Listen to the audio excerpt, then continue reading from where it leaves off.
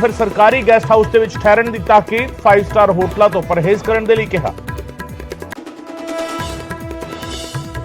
ਪੰਜਾਬ ਦੇ ਸਰਕਾਰੀ ਦਫ਼ਤਰਾਂ ਦੇ ਵਿੱਚ ਪ੍ਰੀਪੇਡ ਬਿਜਲੀ ਮੀਟਰ ਲਗਾਉਣ ਦੀ ਤਿਆਰੀ, ਬਕਾਇਆ ਅਦਾ ਕਰਨ ਦੇ ਵਿੱਚ ਵਾਰ-ਵਾਰ ਹੁੰਦੀ ਦੇਰੀ ਨੂੰ ਵੇਖਦਿਆਂ ਲਿਆ ਜਾ ਰਿਹਾ ਫੈਸਲਾ, ਬਿਜਲੀ ਚੋਰੀ ਰੋਕਣਾ ਵੀ ਹੈ ਮਕਸਦ। ਨਿਊਜ਼ 18 ਦੀ ਖਬਰ ਦਾ ਵੱਡਾ ਅਸਰ, ਲਾਇਸੈਂਸੀ ਅਸਲਾ ਗਾਇਬ ਹੋਣ ਦੇ ਮਾਮਲੇ ਦੇ ਵਿੱਚ ਮੁਨਸ਼ੀ ਦੇ ਖਿਲਾਫ FIR ਦਰਜ, ਬਠਿੰਡਾ ਦੇ ਜਾਲਪੁਰਾ ਥਾਣੇ ਤੋਂ ਗਾਇਬ ਹੋਏ ਸਨ ਕਈ ਹਥਿਆਰ। ਜੇਲ੍ਹ ਦੇ ਵਿੱਚ ਬੰਦ ਨਵਜੋਤ ਸਿੱਧੂ ਤੇ ਬਰਕਰਾਰ ਹੈ ਹਾਈਕਮਾਨ ਦਾ ਆਸ਼ੀਰਵਾਦ, ਖੁਦ ਪ੍ਰਿਯੰਕਾ ਗਾਂਧੀ ਨੇ ਪਟਿਆਲਾ ਜੇਲ੍ਹ ਦੇ ਵਿੱਚ ਭਿਜਵਾਇਆ ਸੁਨੇਹਾ, ਸੂਤਰਾਂ ਦੇ ਮੁਤਾਬਿਕ ਮੁੜ ਸਰਗਰਮ ਹੋਣ ਲਈ ਕਿਹਾ।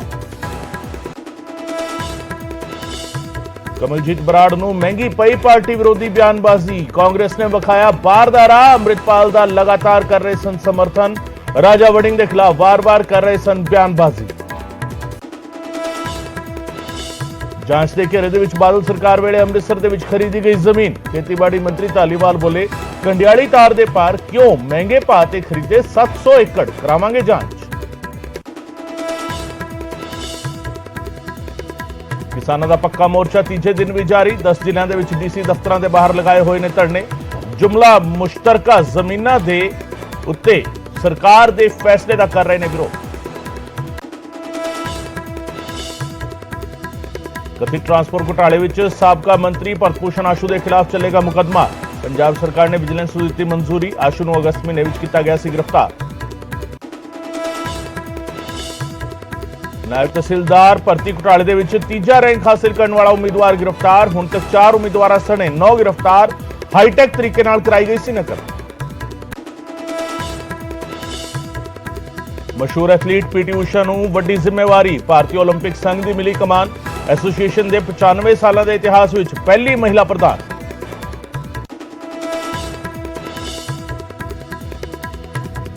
ਸ਼ਰਧਾ ਭਾਵਨਾ ਦੇ ਨਾਲ ਮਨਾਇਆ ਜਾ ਰਿਹਾ ਗੁਰੂ ਤੇਗ ਬਹਾਦਰ ਜੀ ਦਾ ਸ਼ਹੀਦੀ ਪੁਰਬ, ਗੁਰੂ ਘਰਾਂ ਦੇ ਵਿੱਚ ਵਿਸ਼ੇਸ਼ ਧਾਰਮਿਕ ਸਮਾਗਮ, ਸੰਗਤ ਨਿਭਾ ਰਹੀ ਸੀ।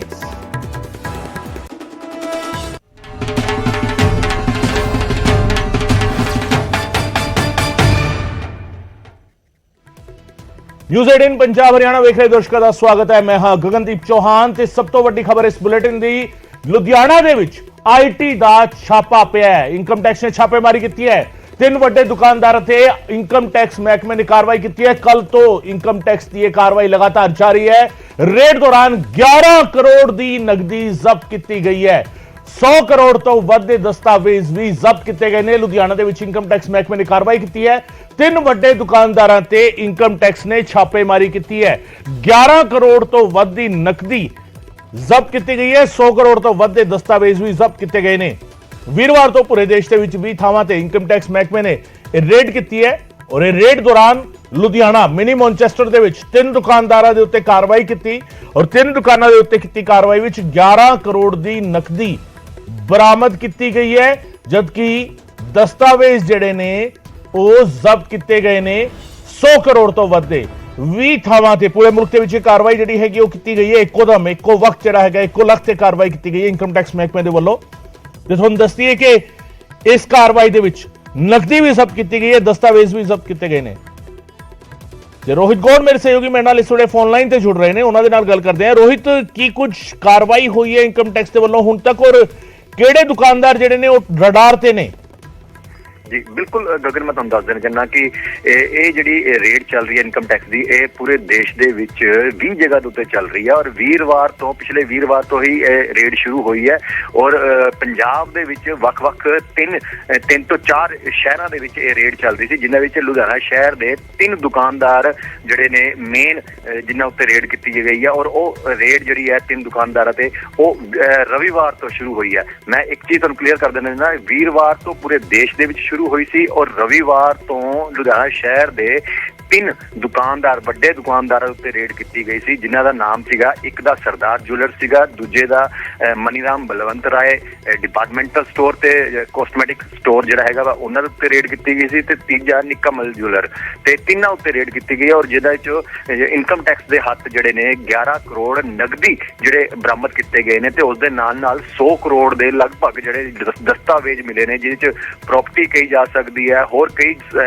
ਚੀਜ਼ਾਂ ਕਹੀ ਜਾ ਸਕਦੀਆਂ ਜਿਨ੍ਹਾਂ 'ਚ ਸ਼ੇਅਰ ਮਾਰਕੀਟ ਦੇ ਸ਼ੇਅਰ ਕਹੇ ਜਾ ਸਕਦੇ ਨੇ। ਮਤਲਬ ਕਿ ਤਕਰੀਬਨ ਜਿਹੜੇ ਦਸਤਾਵੇਜ਼ ਜਿਹੜੇ ਪ੍ਰਾਪਰਟੀ ਤੋਂ ਜਾਂ ਪੈਸੇ ਤੋਂ ਰਿਲੇਟਿਡ ਹੁੰਦੇ ਨੇ ਉਹ ਮਿਲੇ ਨੇ ਤੇ ਇਸ ਚੀਜ਼ ਇਹ ਵੱਡੇ ਆਪਣੇ ਆਪ 'ਚ ਇੱਕ ਵੱਡਾ ਜਿਹੜੀ ਰੇਡ ਕਹੀ ਜਾ ਸਕਦੀ ਹੈ, ਕਿਉਂਕਿ ਸਿਰਫ ਲੁਧਿਆਣਾ ਸ਼ਹਿਰ ਦੇ ਵਿੱਚ ਹੀ 11 ਕਰੋੜ ਰੁਪਏ ਮਿਲਣਾ ਔਰ 100 ਕਰੋੜ ਦੀ ਜਿਹੜੀ ਟ੍ਰਾਂਜੈਕਸ਼ਨ ਜਾਂ ਦਸਤਾਵੇਜ਼ ਮਿਲਣੇ ਆਪਣੇ ਆਪ ਦੇ ਵਿੱਚ ਇਹ ਸਵਾਲ ਖੜਾ ਕਰਦਾ ਹੈ ਕਿ ਕਾਲਾ ਬਾਜ਼ਾਰੀ ਕਿਸ ਕਦਰ ਕੀਤੀ ਜਾ ਰਹੀ ਸੀਗੀ। ਤੇ ਇਸ ਚੀਜ਼ ਨੂੰ ਲੈ ਕੇ ਜਿਹੜੇ तमाम ਜਿਹੜੇ ਹੋਰ ਸ਼ਹਿਰ ਹੈਗੇ ਨੇ, ਕਿਉਂਕਿ ਪੰਜਾਬ ਦੇ ਕਿਹਾ ਜਾ ਰਿਹਾ ਨੇ ਸੂਤਰਾਂ ਦੇ ਮੁਤਾਬਿਕ ਕਿ ਜਲੰਧਰ, ਅੰਮ੍ਰਿਤਸਰ, ਪਟਿਆਲਾ ਇਹ 3 ਸ਼ਹਿਰ ਵੀ ਹੋਰ ਜਿਹੜੇ ਹੈਗੇ ਨੇ ਉੱਥੇ ਵੀ ਰੇਡ ਇਹ ਚੱਲ ਰਹੀ ਹੈ ਔਰ ਪਿਛਲੇ ਰਵਿਵਾਰ ਤੋਂ ਹੀ ਲਗਾਤਾਰ ਰੇਡ ਕੀਤੀ ਜਾ ਰਹੀ ਹੈ। ਜੀ ਰੋਹਿਤ, ਸਨਅਤੀ ਸ਼ਹਿਰ ਹੈ ਲੁਧਿਆਣਾ, ਮਿਨੀ ਮੌਨਚੈਸਟਰ ਦੇ ਵਿੱਚ 2 ਜੂਲਰ ਤੇ ਇੱਕ ਕਰਿਆਨੇ ਦੀ ਵੱਡੀ ਦੁਕਾਨ ਹੀ ਇਨਕਮ ਟੈਕਸ ਦੇ ਨਿਸ਼ਾਨੇ ਤੇ ਕਿਉਂ?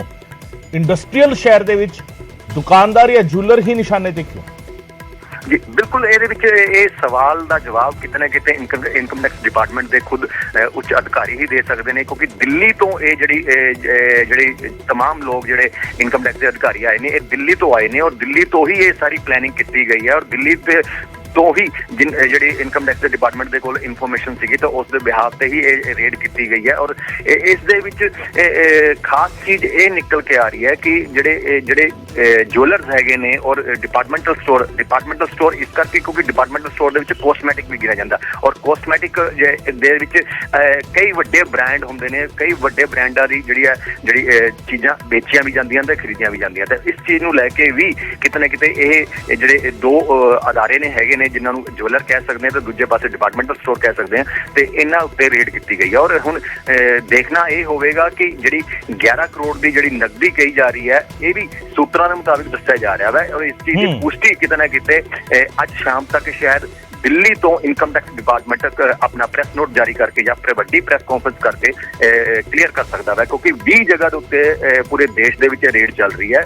ਸਿਰਫ ਲੁਧਿਆਣਾ ਸ਼ਹਿਰ ਦੇ ਵਿੱਚ 3 ਜਗ੍ਹਾ ਤੇ ਚੱਲ ਰਹੀ ਹੈ ਤੇ ਬਾਕੀ ਕਈ ਹੋਰ ਸ਼ਹਿਰਾਂ 'ਚ ਵੀ ਪੰਜਾਬ ਦੇ ਜਿਹੜੀ ਹੈ ਰੇਡ ਚੱਲ ਰਹੀ ਹੈ ਤੇ ਉਹਨਾਂ ਤੋਂ ਕੀ ਮਿਲਿਆ ਵਾ ਤੇ ਇਹ ਆਪਣੇ ਆਪ ਦੇ ਵਿੱਚ ਇੱਕ ਵੱਡਾ ਖੁਲਾਸਾ ਕਹਿ ਸਕਦੇ ਹਾਂ ਕਿ ਅੱਜ ਜਾਂ ਕੱਲ ਦੇ ਵਿੱਚ ਆਉਣ ਵਾਲੇ ਦਿਨਾਂ ਦੇ ਵਿੱਚ ਇਨਕਮ ਟੈਕਸ ਡਿਪਾਰਟਮੈਂਟ ਵੱਲੋਂ ਕੀਤਾ ਜਾ ਸਕਦਾ ਹੈ। ਜੀ ਗਗਨ, ਬਹੁਤ ਬਹੁਤ ਸ਼ੁਕਰੀਆ ਰੋਹਿਤ ਇਸ ਤਮਾਮ ਜਾਣਕਾਰੀ ਦੇ ਲਈ। ਤੁਹਾਨੂੰ ਇੱਕ ਹੋਰ ਅਸੀਂ ਗੱਲ ਕਰਾਂਗੇ ਕਿ ਇਹਨਾਂ ਜਿਹੜੇ ਮਾਲਕ ਨੇ ਇਹਨਾਂ ਅਦਾਰਿਆਂ ਦੇ ਉਹਨਾਂ ਦੇ ਨਾਲ ਜੇਕਰ ਗੱਲ ਹੋ ਸਕੇ ਤਾਂ ਕੁਝ ਜਾਣਕਾਰੀ ਸ਼ਾਇਦ ਉੱਥੋਂ ਕਲੀਅਰ ਹੋ ਸਕੇ ਕਿ ਸਿਰਫ ਇਹ ਤਿੰਨਾਂ ਤੇ ਟਾਰਗੇਟ ਕਿਉਂ, ਇਹ ਸਮਝਣ ਦੀ ਕੋਸ਼ਿਸ਼ ਕਰਨਾ ਜ਼ਰੂਰੀ है। बहुत बहुत शुक्रिया फिलहाल रोहित इस तमाम जानकारी दे रही। रोहित गौड़ मेरे सहयोगी लुधियाना की जानकारी दे रहे सन। इनकम टैक्स महकमे ने कार्रवाई की है, रेड की है, छापेमारी में 11 करोड़ नकदी जब्त की गई है और इस नाल ही 100 करोड़ तो वधे दस्तावेज जब्त किए गए हैं। पर इत्थे सवाल यह है कि सनअती शहर लुधियाना दे विच 2 जूलर ते एक ਇਹ ਕਹਿ ਲਿਆ ਜਾਵੇ ਕਿ ਕਰਿਆਨੇ ਦੇ ਸਮਾਨ ਦੀ ਕੋਸਮੈਟਿਕ ਦੇ ਸਮਾਨ ਦੀ ਵੱਡੀ ਦੁਕਾਨ ਉਹ ਨਿਸ਼ਾਨੇ ਤੇ ਕਿਵੇਂ? ਕੀ ਕੋਈ ਇਹਨਾਂ ਦਾ ਪਿਛਲਾ ਬੈਕਗ੍ਰਾਉਂਡ ਅਜਿਹਾ ਸੀਗਾ ਜਿਸ ਦੇ ਵਿੱਚ ਕੋਈ ਬੇਨੇਮੀਆਂ ਮਿਲੀਆਂ ਸਨ ਜਾਂ ਕੋਈ ਕਿਤੇ ਨਾ ਕਿਤੇ ਕੋਈ ਗੜਬੜੀ ਮਿਲੀ ਸੀਗੀ ਜਿਸ ਕਰਕੇ ਇਹ ਕਾਰਵਾਈ ਕੀਤੀ ਗਈ ਹੈ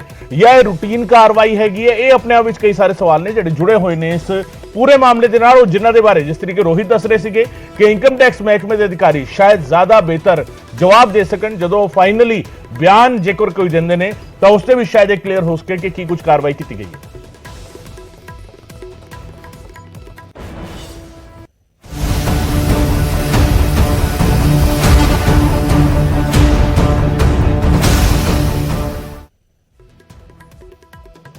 उधर जेल विच बैठे नवजोत सिंह सिद्धू ਨੂੰ ਹਾਈ ਕਮਾਨ ਦਾ ਸੁਨੇਹਾ ਆਇਆ और ये सुनेहा किसने भेजा? प्रियंका गांधी ने। प्रियंका गांधी ने खास करके सिद्धू ने यह सुनेहा भेजा और प्रियंका गांधी ਦੇ ਖਾਸ ਮੰਨੇ ਜਾਂਦੇ ਨੇ ਸਿੱਧੂ। ਸੁਨੇਹਾ ਪਹੁੰਚਾਇਆ ਪੰਜਾਬ ਵਿੱਚ ਫਿਰ ਤੋਂ ਸਰਗਰਮ ਹੋਣ ਲਈ ਸੁਨੇਹਾ ਭੇਜਿਆ ਗਿਆ ਹੈ। ਰੋਡਰੇਜ ਕੇਸ ਦੇ ਵਿੱਚ ਪਟਿਆਲਾ ਜੇਲ੍ਹ ਦੇ ਵਿੱਚ ਨਵਜੋਤ ਸਿੰਘ ਸਿੱਧੂ ਬੰਦ ਨੇ। ਨਵਜੋਤ ਸਿੰਘ ਸਿੱਧੂ ਨੂੰ 1 ਸਾਲ ਦੀ ਸਜ਼ਾ ਹੋਈ ਹੈ ਤੇ ਨਵਜੋਤ ਸਿੰਘ ਸਿੱਧੂ ਦੇ ਲਈ ਪ੍ਰਿयंका ਗਾਂਧੀ ਨੇ ਸੁਨੇਹਾ ਭਿਜਵਾਇਆ ਪਟਿਆਲਾ ਜੇਲ੍ਹ ਦੇ ਵਿੱਚ ਜਿੱਥੇ ਨਵਜੋਤ ਸਿੰਘ ਸਿੱਧੂ ਬੰਦ ਨੇ ਤੇ ਉਹਨਾਂ ਨੂੰ ਕਿਹਾ ਗਿਆ ਕਿ ਤੁਸੀਂ ਹੁਣ ਐਕਟਿਵ ਹੋ, ਪੰਜਾਬ ਦੇ ਵਿੱਚ ਇੱਕ ਵਾਰ ਫਿਰ ਤੋਂ ਐਕਟਿਵ ਹੋਣ ਦੀ ਲੋੜ ਹੈ, ਸਰਗਰਮ ਹੋ। ਇਹ ਸੁਨੇਹਾ ਭੇਜਿਆ ਗਿਆ ਔਰ ਇਹ ਸੁਨੇਹਾ ਜਿਹੜਾ ਹੈਗਾ ਕਿਸ ਤਰੀਕੇ ਆਇਆ ਇਹ ਤੁਹਾਨੂੰ ਅਸੀਂ ਗ੍ਰਾਫਿਕਲੀ ਸਮਝਾਉਣ ਦੀ ਕੋਸ਼ਿਸ਼ ਕਰਦੇ ਹਾਂ। ਸਿੱਧੂ ਤੇ ਗਾਂਧੀ ਪਰਿਵਾਰ ਦਾ ਆਸ਼ੀਰਵਾਦ ਕਿਸ ਤਰੀਕੇ ਪਹੁੰਚਿਆ ਹੈ ਇਹ ਆਪਣੇ ਆਪ ਵਿੱਚ ਸਮਝਣਾ ਹੈ। ਜੇਲ੍ਹ ਤੋਂ ਬਾਹਰ ਆਉਣ ਤੇ ਨਵੀਂ ਜ਼ਿੰਮੇਵਾਰੀ ਮਿਲੇਗੀ, ਕਈ ਸਾਰੇ ਸਵਾਲ ਖੜੇ ਹੋ ਰਹੇ ਨੇ।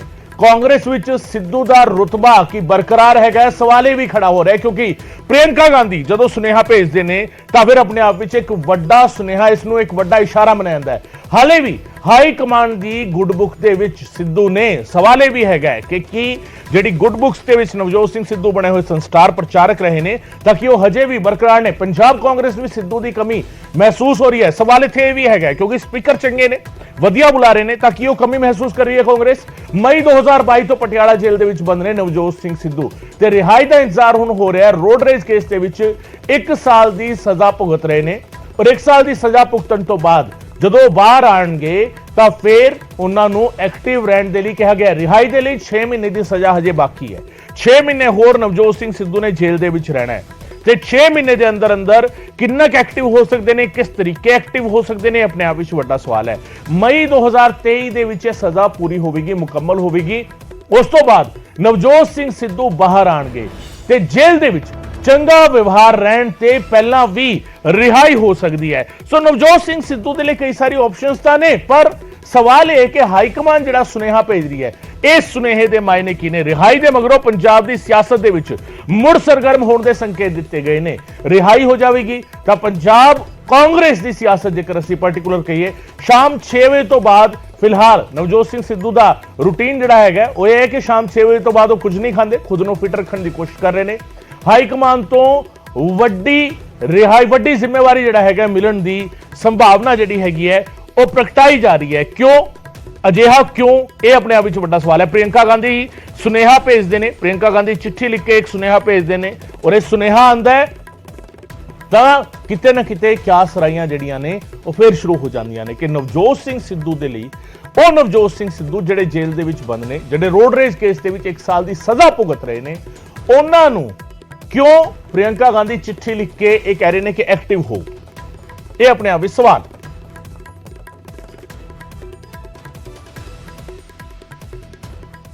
ਕੋਈ ਕੰਮ ਕੀਤਾ ਅੱਜ ਤੱਕ ਉਹ ਲੋਕ ਹਿੱਤ ਲਈ ਕੀਤਾ, ਪੰਜਾਬ ਹਿੱਤ ਲਈ ਕੀਤਾ। ਉਹਨਾਂ ਦੀ ਸੋਚ ਹੈ ਜਿਹੜੀ ਉਹ ਇੱਕੋ ਹੀ ਹੈ ਕਿ ਮੈਂ ਆਪਦੇ ਪੰਜਾਬ ਨੂੰ ਰੰਗਲਾ ਪੰਜਾਬ ਕਿਵੇਂ ਬਣਾਵਾਂ। ਉਹਨਾਂ ਦੀ ਸੋਚ ਹੈ ਜਿਹੜੀ ਉਹ ਇੱਕੋ ਹੀ ਲੀਹ ਤੇ ਚੱਲ ਰਹੀ ਹੈ ਕਿ ਮੈਂ ਆਪਣੇ ਪੰਜਾਬੀਆਂ ਨੂੰ, ਆਪਣੇ ਪੰਜਾਬ ਦੇ ਜਵਾਨ ਨੂੰ, ਪੰਜਾਬ ਦੇ ਕਿਸਾਨ ਨੂੰ ਖੁਸ਼ਹਾਲ ਤੇ ਹਰਿਆ ਭਰਿਆ ਕਿਵੇਂ ਕਰ ਸਕਾਂ। ਹਰ ਵਕਤ ਉਹ ਇੱਕੋ ਹੀ ਚੀਜ਼ ਸੋਚਦੇ ਰਹਿੰਦੇ ਨੇ ਤੇ ਜੇ ਉਹਨਾਂ ਨੂੰ ਕੋਈ ਵੱਡੀ ਜ਼ਿੰਮੇਵਾਰੀ ਪ੍ਰਿਯੰਕਾ ਗਾਂਧੀ ਜੀ ਵੱਲੋਂ ਦੇਣ ਦਿੱਤੀ ਜਾ ਰਹੀ ਹੈ ਤਾਂ ਉਹਦਾ ਅਸੀਂ ਸਵਾਗਤ ਕਰਦੇ ਹਾਂ। ਉਹਦੀ ਬਹੁਤ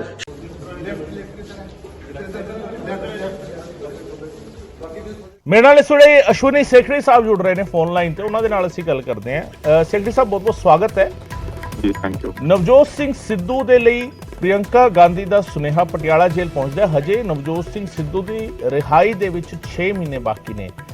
ਇਸ ਸੁਨੇਹੇ ਨੂੰ ਅਸੀਂ ਕਿਸ ਤਰੀਕੇ ਸਮਝੀਏ? ਦੇਖੋ, ਇਸ ਤਰ੍ਹਾਂ ਹੈ, ਇੱਕ ਸਿੱਧੂ ਸਾਹਿਬ ਮੇਰੇ ਖਿਆਲ ਜਨਵਰੀ ਤੱਕ ਟਾਈਮ ਉਹਨਾਂ ਦਾ ਪੂਰਾ ਹੋਣਾ ਹੈ, ਜਨਵਰੀ 26 ਤੱਕ ਜਾਂ ਜਿਸ ਤਰ੍ਹਾਂ ਵੀ ਹੈ। ਐਨੀਵੇ, ਇਹ ਇੱਕ ਬੜਾ ਵੈਲਕਮ ਕਦਮ ਹੈ ਕਿਉਂਕਿ ਇਸ ਵੇਲੇ ਜ਼ਰੂਰਤ ਹੈ ਹਰ ਕਾਂਗਰਸ ਦੇ ਜਿਹੜੇ ਲੀਡਰਸ ਨੇ ਜਾਂ ਕਾਂਗਰਸ ਦੇ ਸਮਰਥਕ ਨੇ ਉਹਨਾਂ ਨੂੰ ਇਕੱਠੇ ਕਰਨ ਦਾ। ਔਰ ਇਹ ਬੜਾ ਅੱਛਾ ਹਾਈਕਮਾਂਡ ਵੱਲੋਂ ਪਹਿਲ ਕੀਤੀ ਗਈ ਹੈ ਕਿ ਜਿੰਨੇ ਵੀ ਸਾਡੇ ਸਾਥੀ ਨੇ ਉਹਨਾਂ ਨੂੰ ਇੱਕ ਲੜੀ 'ਚ, ਇੱਕ ਮਾਲਾ 'ਚ ਪਰੋਇਆ ਜਾਵੇ, ਸਭ ਨੂੰ ਇਕੱਠਾ ਕੀਤਾ ਜਾਵੇ ਔਰ ਇਕੱਠੇ ਹੋ ਕੇ ਕਾਂਗਰਸ ਜਦੋਂ ਚੱਲੇਗੀ ਤੇ ਬਹੁਤ ਅੱਗੇ ਵਧੇਗੀ। ਉਹ ਕਾਂਗਰਸ ਤੇ ਗਾਂ ਚੁਣਾਵ ਵੀ ਜਿੱਤੇਗੀ ਔਰ ਦੇਸ਼ ਦੀ ਸੇਵਾ 'ਚ ਬੈਟਰ ਕੰਮ ਕਰੇਗੀ। ਸੈਕਟਰੀ ਸਾਹਿਬ, ਨਵਜੋਤ ਸਿੰਘ ਸਿੱਧੂ ਦੀ ਕਮੀ ਮਹਿਸੂਸ ਹੋ ਰਹੀ ਹੈ ਕਾਂਗਰਸ ਨੂੰ? ਦੇਖੋ, ਸਿੱਧੂ ਸਾਹਿਬ ਇੱਕ ਆਪਣੇ ਆਪ ਇੰਸਟੀਟਿਊਸ਼ਨ ਹੈ, ਉਹ ਆਪਣੀ ਥਾਟ ਪ੍ਰੋਸੈਸ ਲੈ ਕੇ ਚੱਲ ਰਹੇ ਨੇ ਔਰ ਉਹਨਾਂ ਨੇ ਪਾਰਟੀ ਲੈਵਲ ਤੋਂ ਉੱਪਰ ਉੱਠ ਕੇ ਵੀ ਜੋ ਅਬਜ਼ਰਵ ਕਰ ਰਹੇ ਸੀ ਤੇ ਦੇਸ਼ ਦੇ ਵਿੱਚ ਗੱਲਾਂ ਕੀਤੀਆਂ, ਜਿਸ ਤਰ੍ਹਾਂ ਕਿ ਲਾਂਘਾ ਖੁਲਾਉਣ ਵਾਸਤੇ ਉਹਨਾਂ ਨੇ ਆਪਣੇ ਪਰਸਨਲ ਰਿਲੇਸ਼ਨ ਯੂਜ਼ ਕੀਤੇ ਔਰ ਦੇਸ਼ ਦੇ ਵਿੱਚ ਉਹ ਕਰ ਦਿਖਾਇਆ ਜਿਹੜਾ ਕਿ ਅਸੀਂ ਲੋਕ, ਪੰਜਾਬੀ ਲੋਕ ਅਰਦਾਸਾਂ ਕਰਦੇ ਸੀ ਕਿ ਦਰਸ਼ਨ ਦੀਦਾਰ ਹੋਣ ਉਹਨਾਂ ਗੁਰੂ ਧਾਮਾਂ ਦੇ ਜਿੱਥੋਂ ਵਿਛੋੜਿਆ ਗਿਆ 47 'ਚ। ਔਰ ਉਹ ਦੇਖੋ ਰਸਤਾ ਖੁੱਲਿਆ, ਉੱਥੇ ਜਾ ਕੇ ਅਸੀਂ ਲੋਕ ਆਪਣਾ ਮੱਥਾ ਟੇਕ ਕੇ ਨਤਮਸਤਕ ਹੁੰਦੇ ਹਾਂ। ਇਹ ਸਿੱਧੂ ਸਾਹਿਬ ਦੀ ਬੜੀ ਵੱਡੀ ਅਚੀਵਮੈਂਟ ਹੈ। ਫਿਰ ਉਹ ਜਿਸ ਤਰ੍ਹਾਂ ਮੈਂਬਰ ਪਾਰਲੀਮੈਂਟ ਚਾਹੇ ਬੀਜੇਪੀ ਸਨ, ਇਸ਼ੂ ਬੇਸ ਤੇ ਰਿਜ਼ਾਈਨ ਕਰਕੇ ਛੱਡ ਦਿੰਦੇ ਨੇ, ਲੋਕਾਂ ਦੇ ਮੁੱਦਿਆਂ ਤੇ ਕੁਰਸੀ ਨੂੰ ਕੁਰਬਾਨ ਕਰ ਦਿੰਦੇ ਨੇ। ਇਹ ਛੋਟੀ ਚੀਜ਼ ਨਹੀਂ ਹੈ।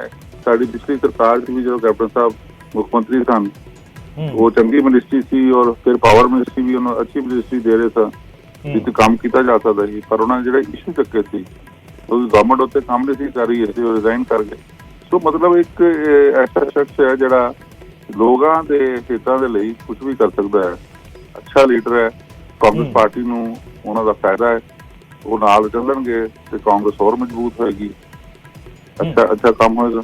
ਹਾਂਜੀ, ਸਵਾਲ ਤਾਂ ਸੈਕਟਰੀ ਸਾਹਿਬ ਇਹ ਸੀਗਾ ਕਿ ਕਮੀ ਮਹਿਸੂਸ ਹੋ ਰਹੀ ਹੈ, ਉਹ ਫੀਲ ਜਿਹੜਾ ਹੈਗਾ, ਇੱਕ ਚੰਗੇ ਬੁਲਾਰੇ ਵੀ ਨੇ ਨਵਜੋਤ ਸਿੰਘ ਸਿੱਧੂ, ਜਦੋਂ ਆਉਂਦੇ ਨੇ ਸਟਾਰ ਪ੍ਰਚਾਰਕ ਵੀ ਰਹਿੰਦੇ ਨੇ, ਉਹ ਕਿਤੇ ਵੀ ਕਾਂਗਰਸ ਚੋਣ ਲੜੇ ਤਾਂ ਨਵਜੋਤ ਸਿੰਘ ਸਿੱਧੂ ਜਿਹੜਾ ਹੈਗਾ ਲੋਕਾਂ ਨੂੰ ਅਟਰੈਕਟ ਕਰਨ ਦੀ ਤਾਕਤ ਜਿਹੜੀ ਰੱਖਦੇ ਨੇ, ਕਿ ਉਹ ਕਮੀ ਕਿਤੇ ਨਾ ਕਿਤੇ ਮਹਿਸੂਸ ਹੋਈ ਹੈ ਕਾਂਗਰਸ ਨੂੰ ਹਿਮਾਚਲ ਵਿੱਚ ਵੀ, ਕਿਉਂਕਿ ਵਿਧਾਨ ਸਭਾ ਚੋਣਾਂ ਇਸ ਸਭ ਦੇ ਵਿਚਾਲੇ ਹੋਈਆਂ ਨੇ ਤੇ ਉੱਥੇ ਵੀ ਕਿਤੇ ਨਾ ਕਿਤੇ ਪ੍ਰਿਯੰਕਾ ਗਾਂਧੀ ਖੁਦ ਵੀ ਉੱਥੇ ਦੀ ਕਮਾਨ ਸਾਂਭ ਰਹੇ ਸੀਗੇ।